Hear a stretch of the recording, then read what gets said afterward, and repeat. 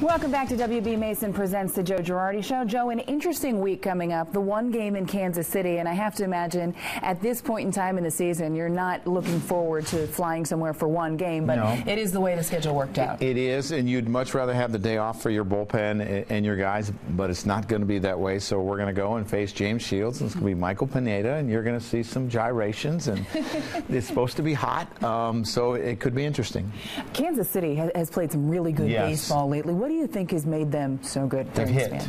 Their offense has come alive, and that's where they struggle. They've always had really good pitching, good starters, a very good bullpen, but offensively they've come alive. They seem like a team that over the past couple of years you always heard about the talent, but weren't able to put it together throughout the course of an entire season. To see them do that, does it make it that much more scary to face? Well, it does. You know, we're going there for the one-game series, and they have not been to our place yet. So eventually they do come back to our place, but we know they're talented, and we got our work cut out for us. And then you move on to Detroit, who, as we know, has a great pitching staff, but they've struggled a little bit offensively as of late. They have, and some of their starters are beat up. They're without Sanchez and they're without Verlander. We're going to get Price. I know we're going to get Price, but I mean, that's a club that's very explosive. Victor Martinez has been on fire. Every time I look up at the board, he's the guy that seems to be in the middle of every rally. And we did a good job on them last time offensively, shutting their offense down, and we're going to have to do it again. You've battled back a lot to try to get into that wild card race, and you certainly are there right now, knowing Detroit is ahead of you, and you're going there.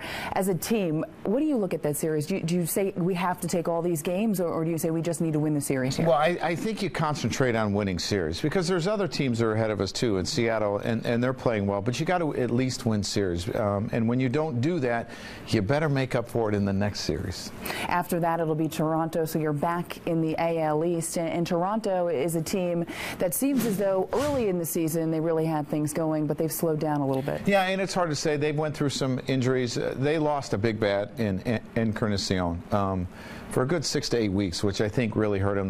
Lynn was out for about 6 weeks, so they've been without some big bats. Those two bats are back, but they've had their ups and downs too, just like everybody else. When you look at that team, is there one aspect of the team that you say we need to do this to have success in this series? You better shut down their offense, because it's a team that can explode on you very quickly with the guys in the middle and the home run power they have.